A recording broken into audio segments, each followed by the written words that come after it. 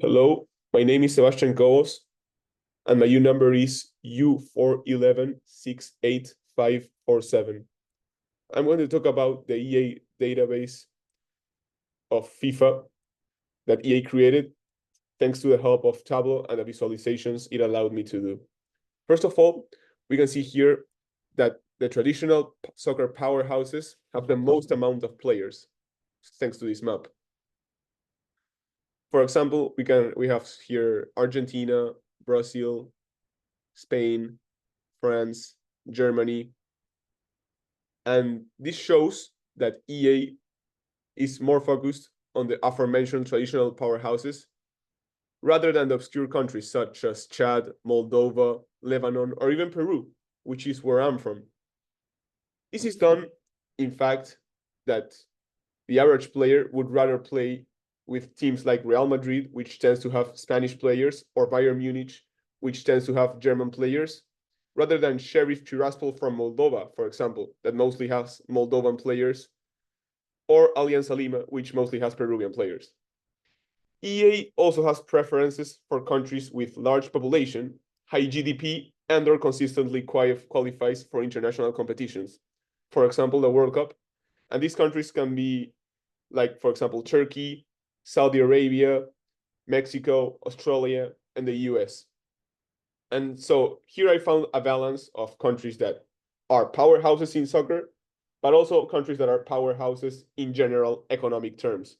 Because in the end, you also have to sell the game, not only put the good teams, but also the teams that sell or the countries that sell and cater to them. On the next visualization, we have the average heading accuracy by height. And we can see here how height influences in the heading of the soccer players. For example, we have 6 feet, 5'11", 6'1", 5'10", 6'2". Indeed, we can see that 6 feet and heights close to this one are the best when heading a ball and have the highest probability to score a goal with the head. Contrary to what most people think, the tallest players aren't the ones with the best heading accuracy. And this can be explained because heading accuracy also relies on factors like timing, technique, and agility, which are abilities that you can lose when you reach a certain height limit, especially the agility wise. So, for example, 6'9", 6'8", they aren't really heights that are good for scoring headers. Moving on with my dashboard of soccer positions, we can see the average sprint speed by position, the average finishing of big chances, free kicks, and penalties by position, and the average ball control by position. So here we can see that the highest that the players with the highest speeds are usually offensive players. For example, central attacking midfielders, left attacking midfielders, left forwards, left wingers, right attacking midfielders, right central midfielders, right forwards, right midfielders, right wingers. So offensive players often need to sprint fast because the speed allows them to exploit spaces behind the defense, capitalize on counterattacks, winning one-on-one situations, and in general outpace the opposing team. And so now we move on to the average finishing, free kicks, and penalties by position. Offensive players are the ones involved in attacking plays and usually are the ones taking the shots on goal. So we can see here how central attacking midfielders, central forwards, left attacking midfielders, and left forwards are the ones that are, in fact, being highlighted, as well as left strikers, left forwards, so offensive positions, as I was mentioning. So, for example, we can see that if we check the center backs, we don't have as much average finishing on any of the regards. Maybe penalties, but free kick accuracy or big chance finishing, not at all. Now, if we move on to see, for example, left forward,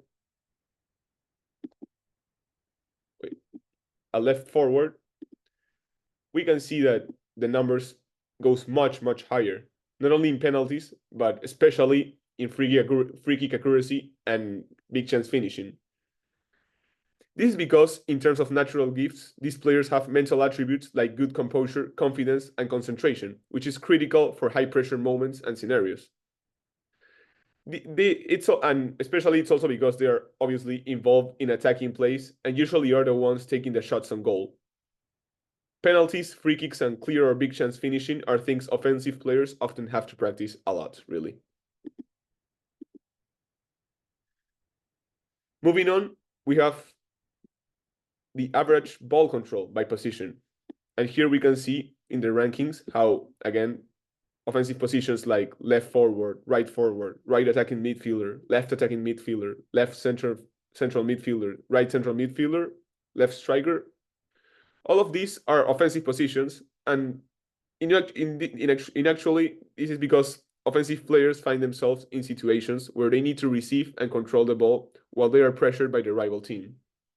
So it would only make sense that they have a very good ball control. Moving on, now we can see in these rankings, defensive positions are the ones that come up short, actually. So center back, left center back, right center back.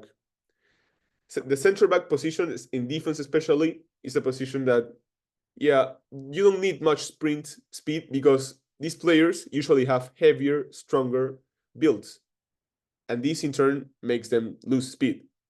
However, thanks to their positioning, anticipation, and tactical prowess, they are available to stop attacks and maintain defensive game. Now, moving on to finishing free kicks and penalties by position, defensive players, well, they don't really need to focus on actually offensive or big chances finishing because in general their jobs are to stop them, not to score them.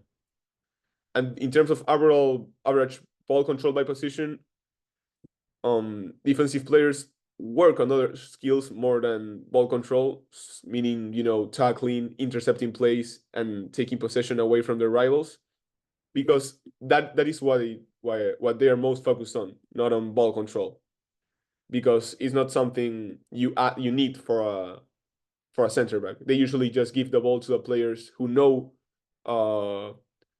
and how to lead the offensive plays, like midfielders or strikers, and let them do their jobs. So, in conclusion, Tableau played an important role in showing visuals, and thanks to its features and interactive loop tools, I could reach many conclusions about the FIFA dataset. Thank you very much.